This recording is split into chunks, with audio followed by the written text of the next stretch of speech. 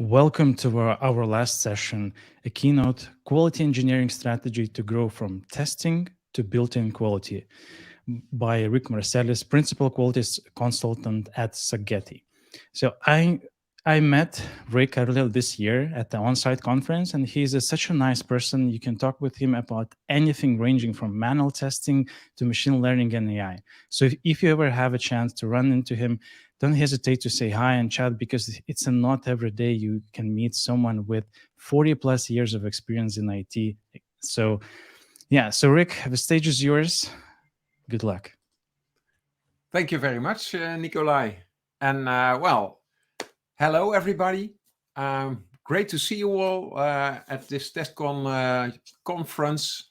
It's the end of the conference already, so it's a little bit sad to be approaching the end, but I'll try to make it a worthy end. So, like Nicola introduced, my talk is about the quality engineering strategy. And let's quickly move on. So, challenges that we see today in high performance IT delivery. Now, the business today demands that we as IT people deliver business value. And the interesting thing is, like Nikolai mentioned, I started in IT over 40 years ago. And back then they simply wanted IT because nobody was actually using IT yet. They were just using paper and whatever. Nowadays, using IT is a no-brainer. Everybody has IT. So business people don't ask for IT solutions anymore. They want business value. And also they want quality at speed. Now, to be able to achieve such things, we as IT teams have challenges. Quality engineering is everybody's responsibility. And you need to include and integrate QA and testing in the IT delivery process and in the people. Therefore, the focus is organize high-performing cross-functional teams. You know, the kind of teams, from DevOps, you build it, you run it. The team takes responsibility for both development and operations. And I'll get back to that later in a minute. And another thing is automate everything. Well, as long as it is useful, because the automation itself is not the goal. Okay. Like Nikolai said, my name is Rick Marselis, Principal Quality Consultant at Society in the Netherlands. And when I started in IT, computers looked like this. And from a technological perspective, a lot has changed in these 40 years. But from an organizational aspect, well, quite something less has changed. Because actually, in the 1980s, I was already working as part of an agile team. The only difference is back then we didn't know that somebody one day would call it an agile team. But we did similar things. Incremental development, iterative way of working, releasing as soon as possible, that kind of things. So, yeah, sometimes I think we just reuse old knowledge. On the other hand, new technology also asks for new things. So during my presentation, we'll see multiple things of that. Here you see some logos. Society Labs is the research and development group that I'm part of. Also, you see the logo of TestNet, the Association of Software Testers in the Netherlands, in which I'm involved, and I've been the chairman for 5 years. And the ISTQB logo, have been involved in setting up the ISTQB board in the Netherlands and Belgium, and still a workgroup member. And I already mentioned research and development. I have had the honor and pleasure to contribute to many books. 4 years ago, we launched this book, Testing in the Digital Age, about testing with AI and testing of AI. And when we had finished that book, then I became interested in DevOps. And together with a group of colleagues, we created the latest TMAP book called Quality for DevOps Teams. And that's what most of my presentation is based on. There's one little thing, well, little, that I'm quite proud of, and that is this award that I got last week, the ISTQB Software Testing Excellence Award. So yeah, that is a real thing to encourage me to keep on doing what I do, supporting the IT world, and especially the world of quality engineering and testing. Okay. So the starting point of IT delivery is to deliver business value. So actually we must start to look at business delivery. What does our business want to do? And then see what's their goal. And their goal is to achieve business value. So what is value to them? And value may be very little things like, can you add this little button? Or value may be a large thing like, build me a web shop or whatever. Then we come in the scope of IT delivery. And the first step then is to define the objectives that IT must meet to be able to deliver this pursued business value. And with detailing these objectives comes building quality in by applying the relevant quality measures. So quality measures are the activities you do to achieve your goals and your objectives. And then, of course, you want to know if you are actually meeting these objectives and going towards your goal. And that's done by measuring indicators. And measuring indicators is mainly testing. So that's where testing comes in the picture. Now, testing, as you know, supplies information.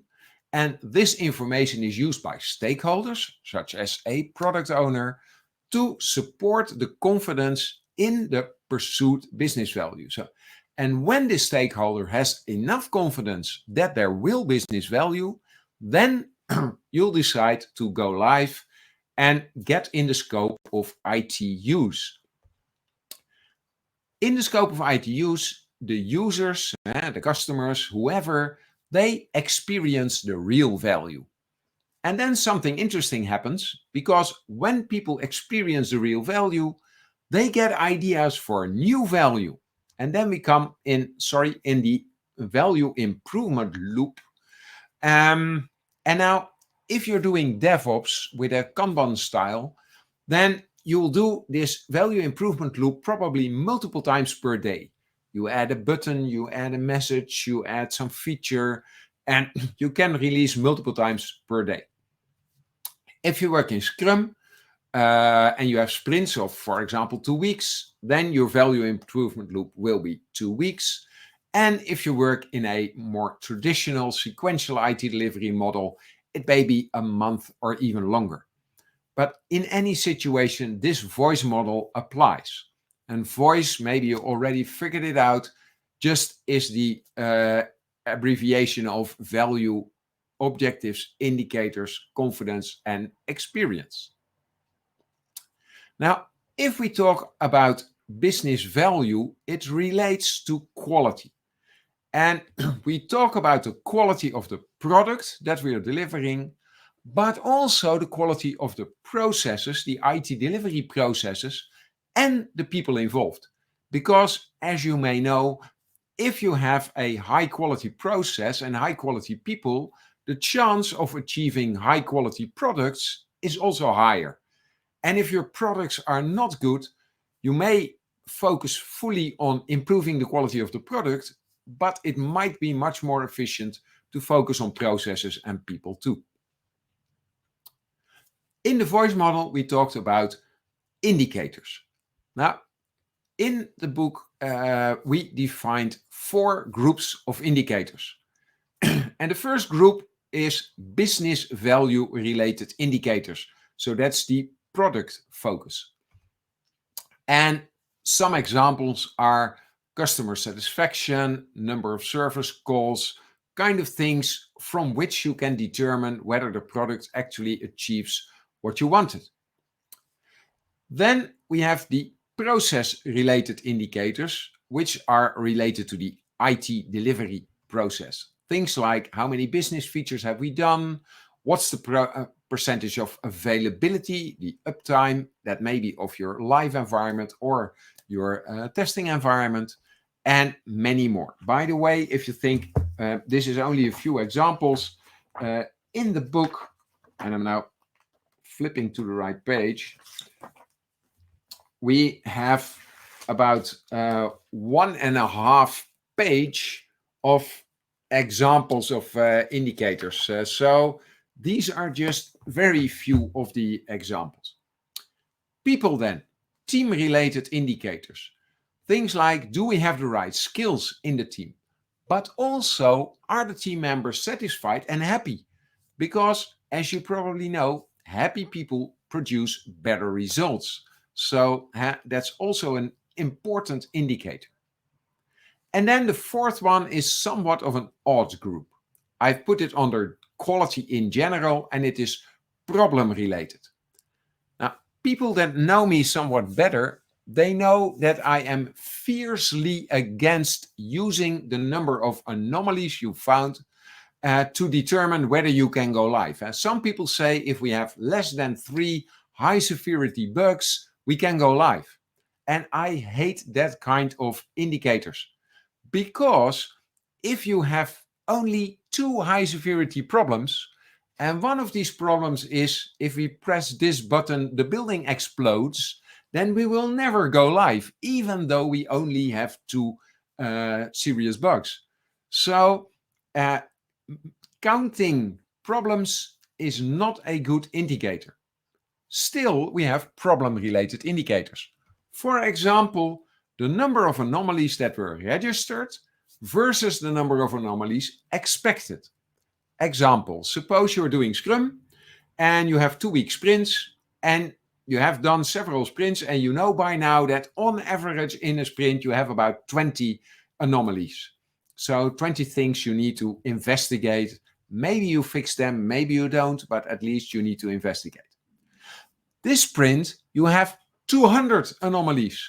Something is definitely wrong, because if normally you have about 20 and out 200, something must be wrong. Maybe your test environment is wrong or whatever. On the other hand, if this sprint you only have 2, you may wonder, have we really become perfect, or what's wrong? So still, the number of anomalies may be of use to you.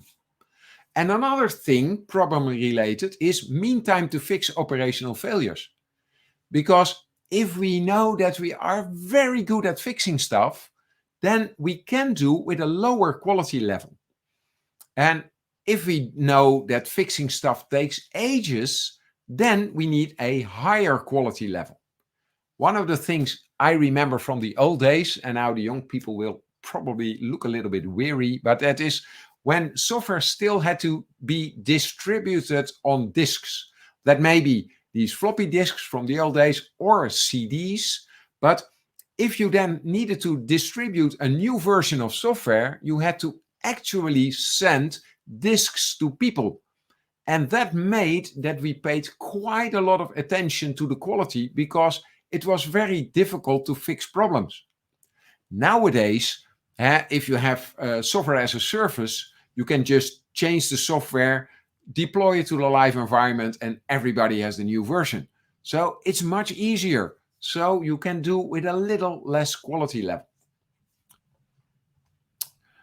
Keep in mind that although we have 1.5 page of examples, and you can find even many more indicators yourself, don't overdo it. I always say somewhere between 5 and 10 indicators is great. Definitely no more, because then you spend way too much time on just measuring your indicators. When we were writing this TMAP book, we realized that there are 3 groups of IT delivery models. So there are sequential IT delivery models, which such as waterfall and V model. There are high performance IT delivery models, such as Scrum and DevOps. And there are hybrid IT delivery models, such as the demand supply model and the scaled agile framework.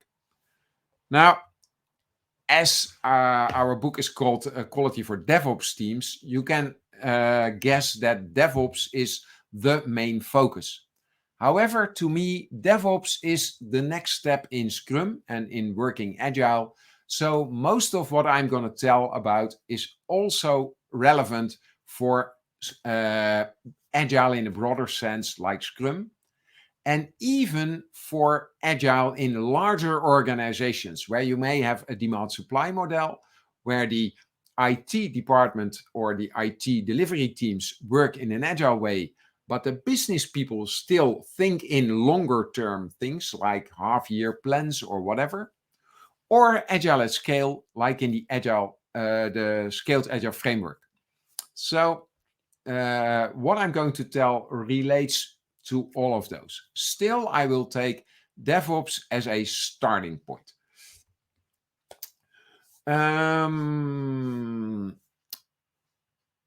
DevOps, what is it? Probably you have seen this kind of infinity loop before. And we state that we have 6 fundamental DevOps activities. We have plan, we have code, we have integrate, deploy, operate, and monitor.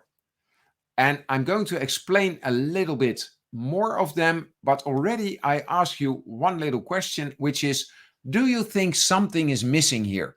And if you think so, then please put it in the chat. I'll keep an eye on the chat on my other screen. And but let me first explain. So plan is not just making plans, but also about requirements. What do we want to achieve? Code is about making program code, so really writing code, but also other things like infrastructure as code, even documentation as code. And then we have integrate. And the starting point of DevOps is there is some kind of IT system, and then we make new stuff and changes, and we integrate them with the existing system.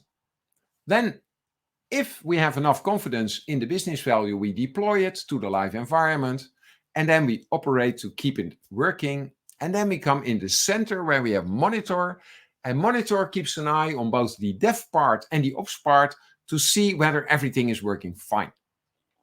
Now, as an answer to my question, a lot of people already say they don't see any testing in the DevOps infinity loop or in the fundamental DevOps activities. And you're right, there is no testing there. But where should we put it? Often people say, yeah, it should be put after code. So you have done coding and then you do unit testing. Well, really, that's true. You should do unit testing. But hey, should we do some integration testing? So testing should be after integrate. Yeah, hey, but wait, if we make requirements documents and plans in general, you should review them, and reviewing is static testing, so it's also testing. And nowadays, we even do testing in the live environment, for example, A/B testing, if we look at usability. So after deployment. So actually, testing is all over the place. So it's not a fundamental DevOps activity. And therefore, we made a picture, and I don't think I put that picture in the presentation. So that's on the cover of the book, you see the DevOps symbol, and around it, you see all the relevant activities. Also, there are some principles to DevOps. And I've taken these principles from a very famous book, the DevOps Handbook, by Gene Kim, Jess Humble, Patrick Debois, and John Willis. And by the way, Patrick Debois is the one who invented the word DevOps. And he was organizing a conference for developers and operations people, and then just glued Dev and Ops together, and probably didn't imagine that he was making a world-changing term. And we are very happy that the same Patrick Debois wrote the foreword to our book, by the way. Anyway, but they wrote down some DevOps principles, and you will notice that these principles align very nicely with the 12 principles of the Agile Manifesto. And that is obviously because DevOps is working with an agile mindset. Having said that, you may wonder what actually is the definition of DevOps.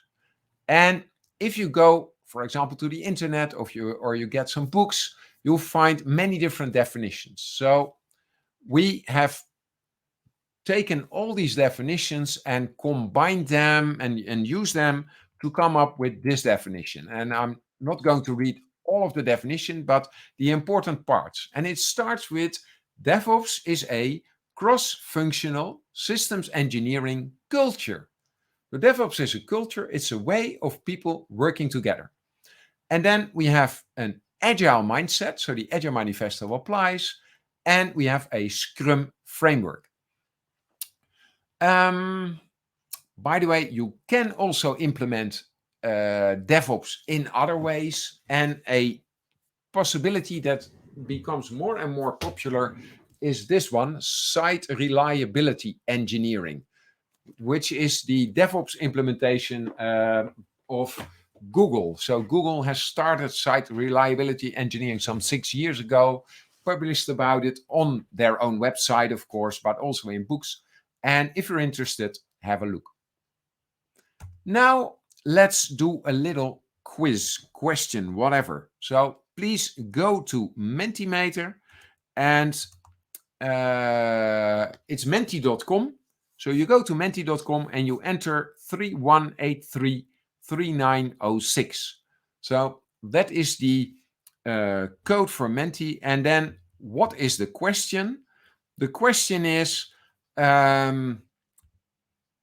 what is more important? Do you think quality engineering is most important? Do you think testing is most important?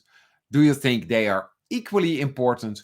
Or do you think, what the heck is quality engineering? Well, I'll give you a few minutes to do the voting. And I'll check on Menti whether it actually works.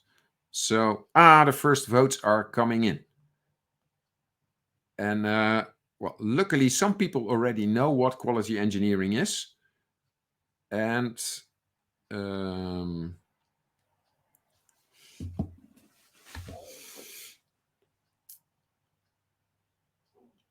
votes are quickly floating in now. By the way, this is quite a new feature of Mentimeter, and I like it very much, this visualization. I'll wait for a few more seconds for all the votes to come in.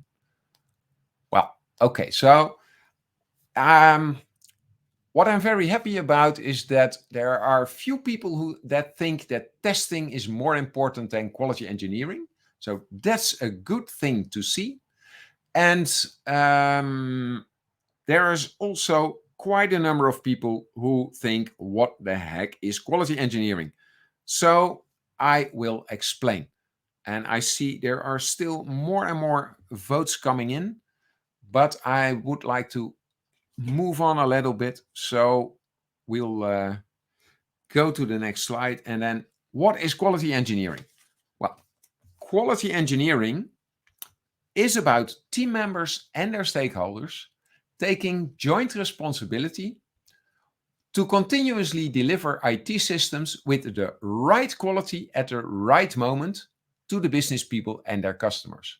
So it is not about the highest possible quality.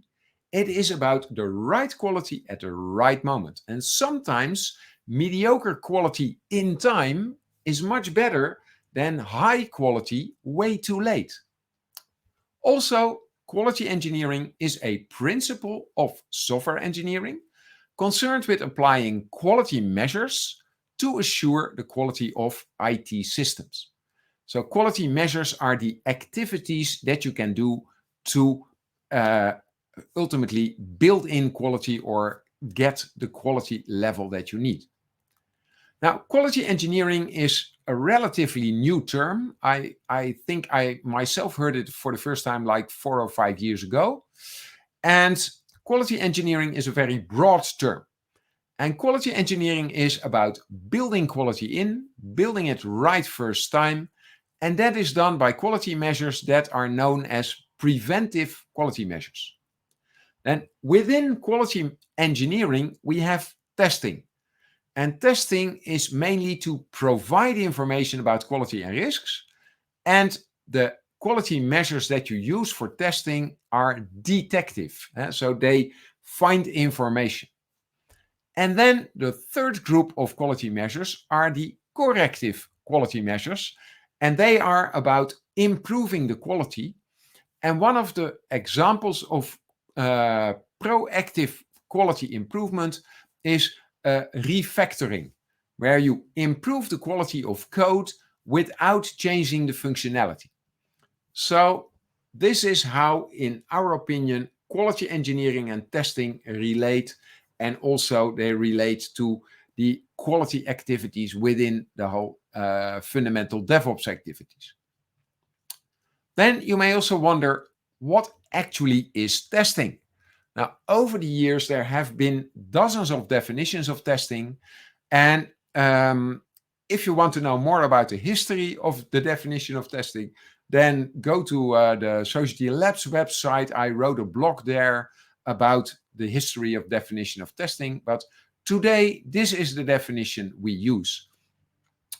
Testing consists of verification, validation, and exploration activities that provide information about the quality and related risks to establish the level of confidence that a test object will be able to deliver the pursued business value. Let me explain a little bit. So it starts with a test object, and that can be a little piece of code or a complete entire end-to-end business process. But for now, I'll take this little object as my test object. It's my old desktop calculator, which is still working nicely. And if we want to do verification, then suppose we wrote a specification document and it said 1 + 1 is 3. Maybe it's wrong, but the document says 1 + 1 is 3. And if I do verification, so I do 1 + 1 on my calculator, and then it says 3, then verification is right. So verification just checks, does it do what we specified? Luckily, we also have validation because, like any math teacher will tell you, 1 + 1 is 2. So if we do validation, it's not fit for purpose. It's wrong if 3 appears. But then also we have exploration. And exploration is finding out if you can also do other things. And when I was in high school, we were, fun fact, I was in the Netherlands, the first group of high school children that was allowed to use a calculator during their exam. So we had to learn how to work with a calculator because first we had learned with a slide rule. If you want to know where that is, go to a museum. But then we, being kids and loving exploration, quickly found that if you enter some numbers and you turn it upside down, you read funny text. Now, nobody has ever written a specification that with a calculator you should be able to write funny text. So you only find that with exploration. So therefore, today our definition is verification, validation, and exploration activities. And you can already imagine that exploratory testing is part of that. So it delivers information about quality and risks, and that information goes to your stakeholders, and they determine, do I have confidence that we will get our business value?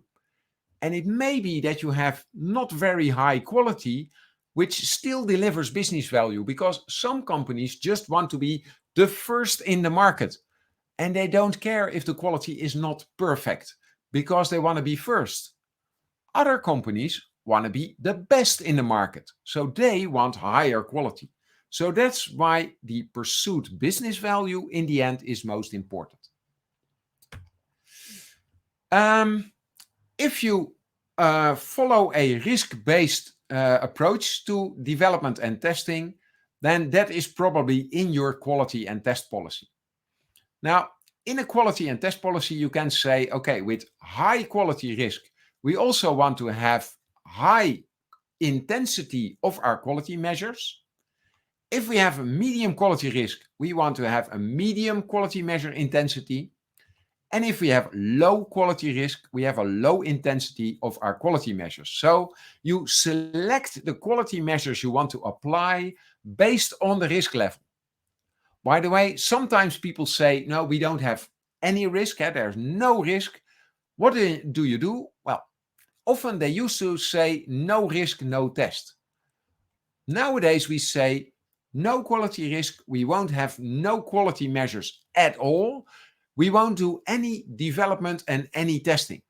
If there is no risk, it means if this feature fails, nobody has a problem. So nobody needs it. So why would you do any development or testing for that matter? Okay, back to the determining what level of quality measures do we need, what kind of intensity. This is related with your total cost of quality. In this graph, and I'll quickly explain it, if you want to know more, just go to the tmap.net website and find all the information. But in this graph, you see two straight lines, which is the cost of failure and the cost of prevention and detection. And if you don't spend any effort in prevention and detection, you must prepare for a high cost of failure because a lot of things go wrong. On the other hand, if you want to be sure that nothing ever goes wrong, you will spend an awful lot of effort, money, time on prevention and detection. Now, you can imagine that's why we have this curved line, that the best spot is somewhere in the middle. It's not exactly in the middle. It depends on your situation and how much risk you are willing to take. But there is an optimum between failure cost and prevention and detection cost. And that will be translated to your strategy. Now, in the old days, we used to have a test strategy. And in the test strategy, you have some IT delivery items like user stories. You have some quality characteristics like functionality, usability, security, whatever. And then you have the risk class. And then depending on the risk class, we fill in the kind of testing that you want to do because it's a test strategy. So if the risk class is B, then we fill in 1 or 2 dots.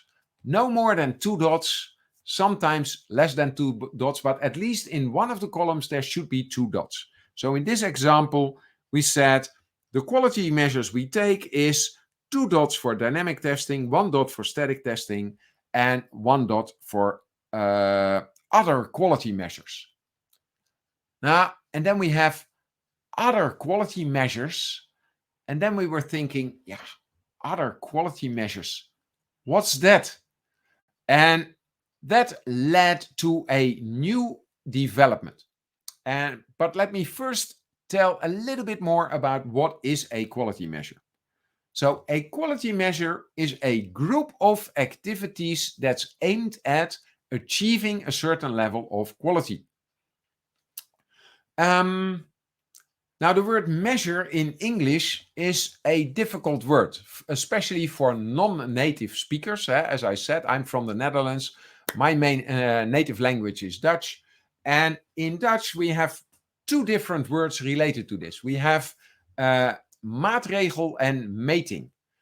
Now, meting means to measure as a verb. And maatregel means a measure, a thing you do, an activity.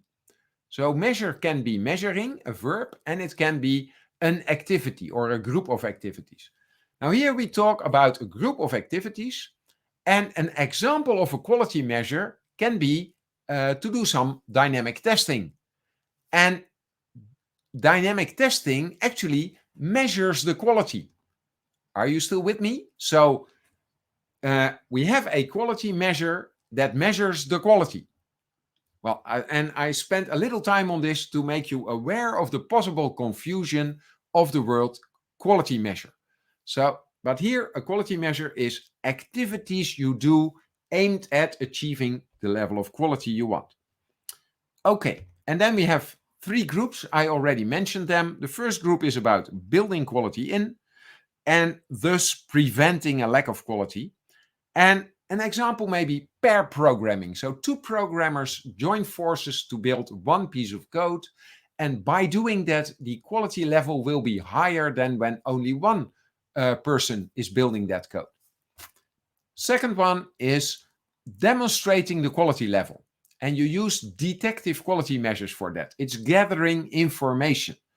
And actually, it is measuring the level of quality, so to say. So we get information about the quality, and that can be done by reviewing, test design, test execution, code analysis, all kinds of detective quality measures.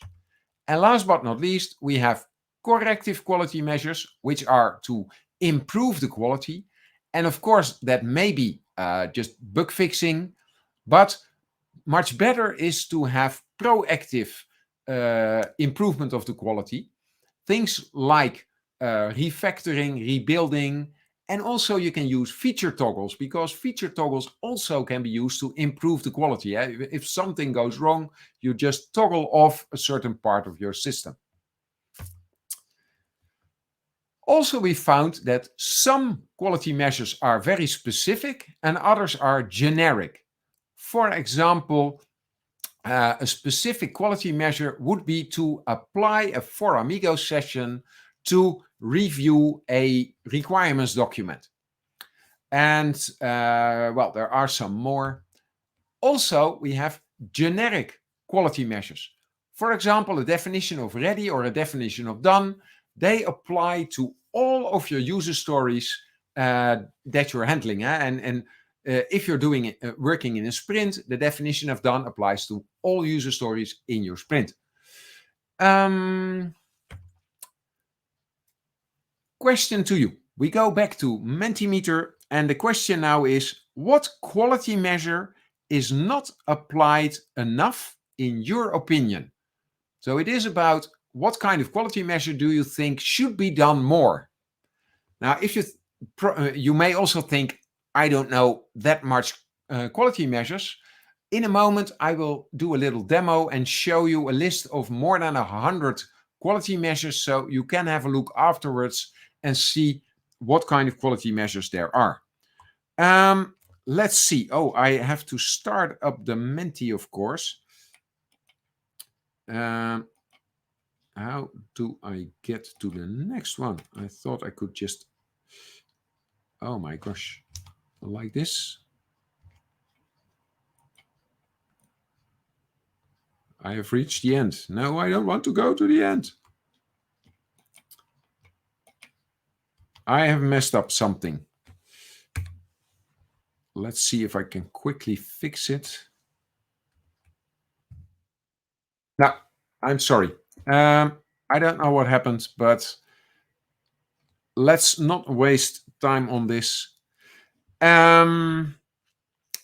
What you can do is put a few quality measures in the chat. Then in a moment, I'll have a look. And in the meantime, I'll continue my talk. So now I'm introducing to you finally what this talk is all about, a quality engineering strategy. It is about built-in quality. That's what our goal is. And a quality engineering strategy relates quality measures with IT delivery items, such as user stories, features, whatever, and indicates the intensity of the quality measures that are needed. So actually, the quality engineering strategy is the next step after the test strategy. So it starts with IT delivery items. Then we determine the relevant quality attributes like functionality, performance, security, usability, reliability, all of those. And we do a risk assessment, for example, by doing risk poker. And then we determine the risk class, where A is high risk and B is low risk, medium risk, and C is low risk. And then you determined the intensity level of the quality measures. And when you know the intensity level, then you can find the appropriate quality measure that you want to use. So basically, it looks like this, but I'm going to do a demo in a minute, so I'll skip all of this explanation. Demo of the template. You can find the template on the tmap.net website, and then it looks like this. Let me go to tmap.net, and here we are on the tmap.net website, and here we have the downloads menu. I go to templates, and there's a lot of templates in English and some in Spanish, and we're working on some French, by the way. And here we have the quality engineering strategy table, and I can download that. And you can imagine that I prepared well. So I already downloaded it before the start of this presentation. So there it is. And as you can see, it's an Excel template. Most of the templates of TMAP are Excel templates. And by no means are these templates used as the definite version of everything. Now, the template is your starting point to do your job and to make your work more easy, because templates in general make your work more easy, but they don't say that you don't need to think anymore. So this is the template, and on the first page we just have explanation. You actually see the same picture that I just showed, and some text about explaining the thing. So very nice. The actual template looks like this. And what do we have in the template? At first, we have the IT delivery items. So you can fill in something. Basically, we have IDs. So you can simply call them item 1, but you can also fill in any other nice name that you like. Then we have a short description. For example, user story web shop. And then we determine a quality characteristic. Let's say it's about maintainability. And the risk class is A. So what I want to put in is a 3 bullets, because it's important. And by the way, you see me typing stars now because the bullet is a special character and I don't want to spend or waste time on finding the right character. So then we need a quality measure, and an example of a preventive quality measure to get high quality related to maintainability is pair programming. Because if you work together, you give each other good ideas about improving the maintainability of the code. Another one might be coding standards or whatever. There often are multiple quality measures possible, and even you may want to actually apply multiple quality measures. Then we have static testing. We might say, okay, we take a medium quality measure here and we do a 4 amigos session as our quality measure. And by the way, I'm now filling in the bullets and right away filling in a quality measure. Normally, you first fill in the bullets everywhere because that's a thing you can relatively quickly do. And then you agree if the bullets are put right, and then you find the relevant quality measures. And even you don't really need to make this Excel document. Oh, this is nice. Somebody is sending a message. You don't really need to make an Excel document. You can also store this information in your own story cards, for example, in Jira or in whatever tool. The same goes for dynamic testing and for the improving the quality with corrective quality measures, such as refactoring. So much for this. If you want to see more, well, we have a small example worked out in the template document, but also you may think about, when am I going to do these quality measures?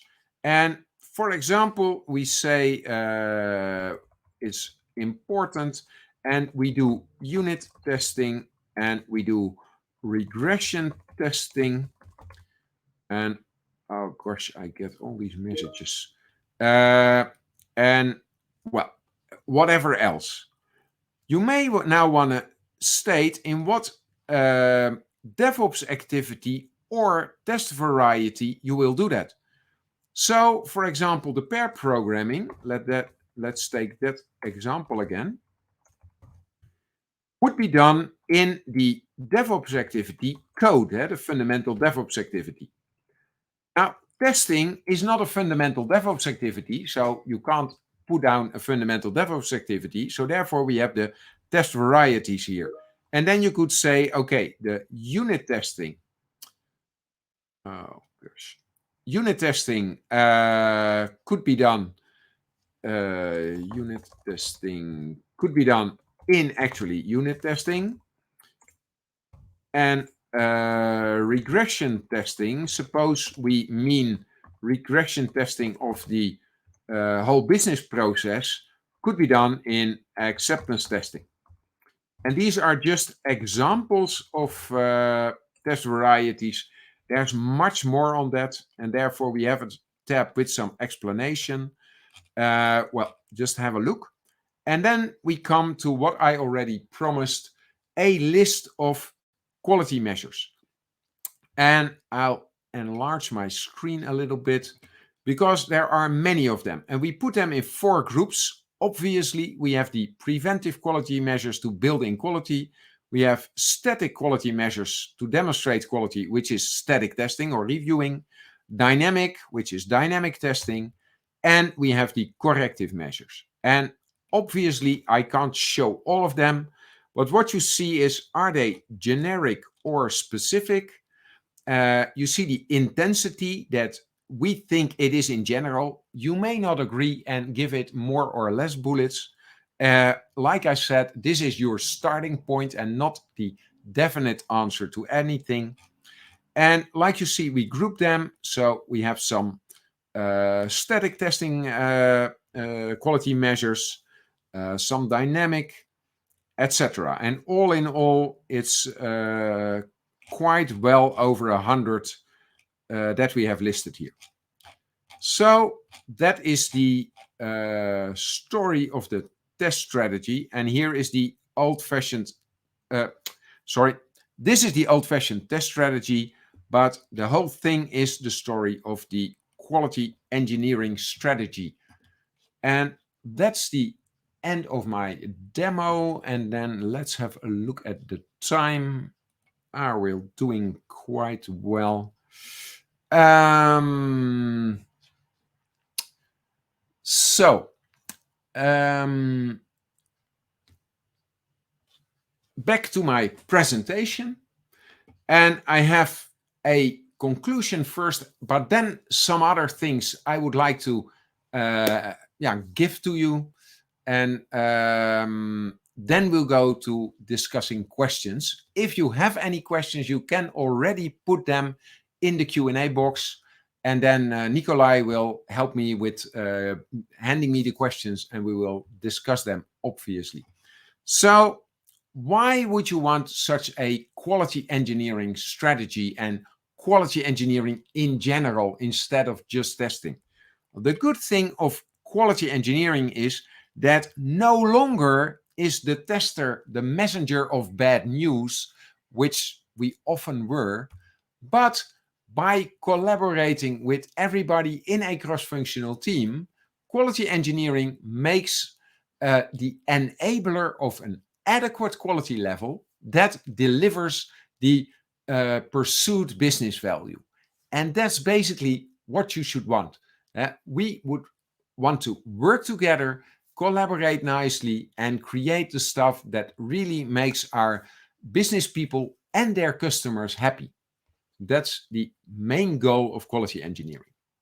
Now, obviously, talking about a book of about 400 pages, I can't tell everything I wanted to tell you. So if you would like to know more, well, the first step is go to teamapp.net. It's totally free. You can download all the templates you like. You can find almost everything from the book there and more than is in the book. if you want to start and you're new to TMAP, I advise you to scroll down on the first screen, and then you'll find this new to TMAP part. And next to it, you have some test varieties that you may want to look into. Also, we are continuously further extending and improving TMAP. And we have some training courses for everybody in a cross-functional team. The basic knowledge you need about quality and quality engineering, including testing, of course, and some in-depth information about high-performance quality engineering. And that is basically for operational people doing engineering tasks and organizing built-in quality at scale for people that have to organize the quality engineering across multiple teams. So that's mainly in larger organizations where, for example, you use the scaled agile framework. And there are official exams provided by the independent organization ISQI. That brings us to the questions and answers. And I think we have about 10 minutes for that. Nikolai is joining me. Hi, Nikolai. Hello, Eric. So thank you for the presentation. We don't have much time, so I'm going to jump into questions straight. So the first we have Alexandra wants a recommendation. So could you please recommend some resources to read, learn more about the risk-driven testing and how to apply risk analysis? Well, you can guess the first source that I want to give, which is obviously the tmap.net website. And if you like the book, by the way, the book is also available as EPUB, so it's a downloadable version. Other possible sources. Well, the basic approach I would advise for risk assessment is doing risk poker. Now, you probably all know planning poker. And planning poker, there you determine the size of, for example, a user story. But before you can determine the size properly, you first need to know the risk level. Because the funny thing with the size is, if you look at size as the number of lines of code, then it doesn't matter how much risk or how little risk there is, because you will have the same number of lines of code. But if you look at size at the effort you want to put in, then with a high risk thing, you want to put in more effort, because you want to put in more preventive quality measures, more detective testing quality measures, and probably also more corrective quality measures, things like feature toggles. So therefore, risk assessment should be done before the planning poker. And what we usually do is do a bit of risk poker using 3 cards, the numbers 1, 2, and 3, where 1 is low risk, 2 is medium risk, and 3 is high risk. So that's a very brief explanation of how to do it. Would that answer the question, you think, Nikolai?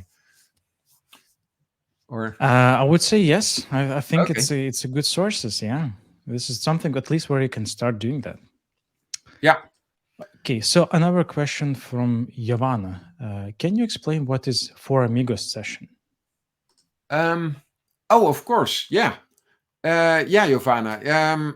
I'm so used that people know Three Amigos session that I forget to explain what it is. But so in Agile, quite some time ago, Three Amigos sessions were introduced. And the goal of a Three Amigos session is that when you do a review, you do that from 3 perspectives. And that is the 3 general perspectives that you have in a Scrum team.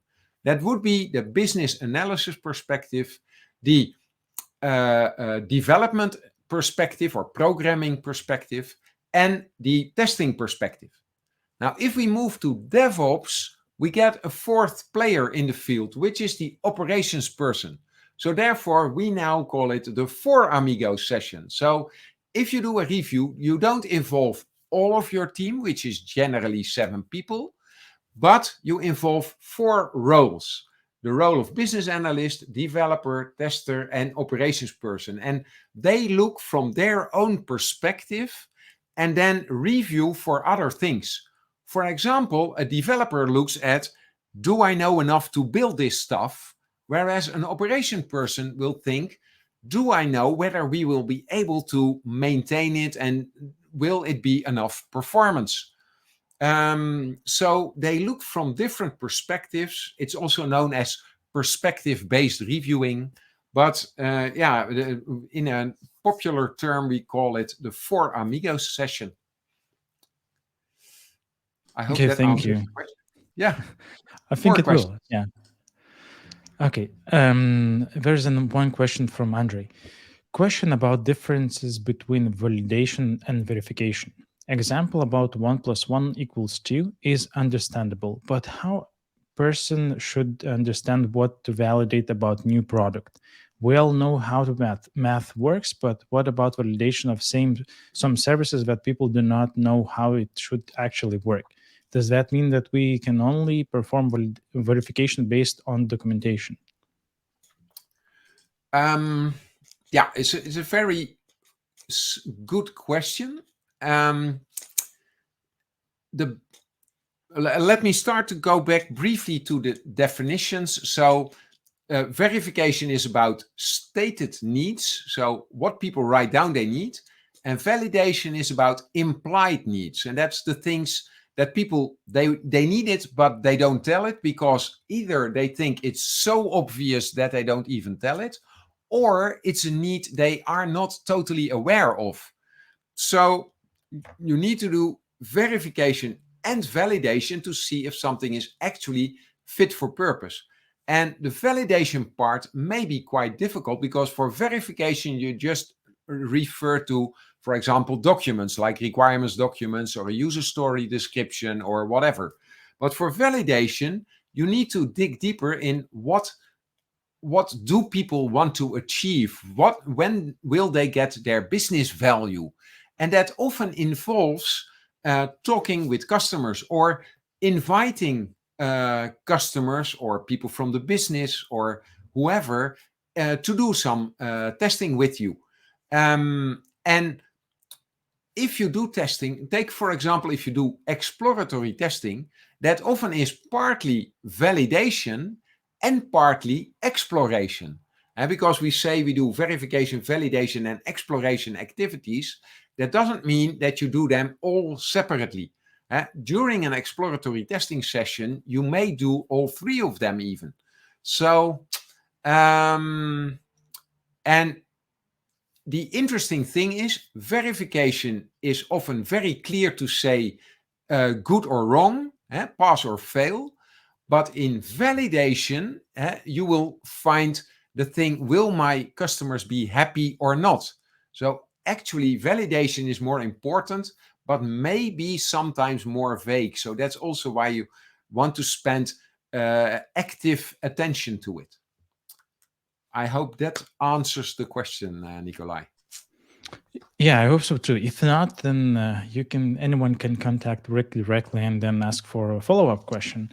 Of course, my or email answer. address is on this slide, and also you can contact me on LinkedIn or wherever. Any other questions? Yes, there's two more.